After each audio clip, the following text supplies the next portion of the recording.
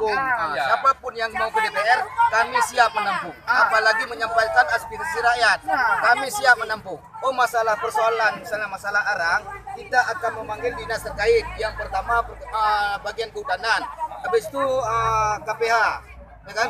Habis itu kami akan mencari solusi duduk kami. Oh, masalah ada penangkapan, kita akan berdiskusi dengan pihak Polres Jawa Timur nanti. Nah, itu saja dari saya tuh. Jadi pokoknya kami hari ini harus ketemu bisa Dewan. jalan, kami. Dewan juga. Belum Dewan yang turun lapangan, Dewan yang turun lapangan langsung. Dapil satu di luar tidak perlu soal mandang dapil. Yang penting ini masyarakat Aceh Timur. Saya akan memperjuangkan hak masyarakat.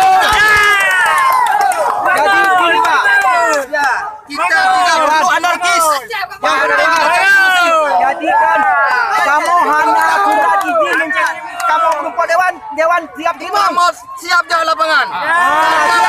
Kita negara hukum. Semuanya yang kita berjalan sesuai dengan aturan hukum. Berarti Pak Dewan siap terima kamu ini. Kamu siap. Berarti dalam kamu halnya kan yang lung pegah benar kita ada aturan hukum. Kita perlu ambil dulu surat rekomendasi dari Polres Aceh Timur supaya ada penanggung jawab. Pak Polres siap mengeluarkan surat. Kami siap. Oke, kita siap.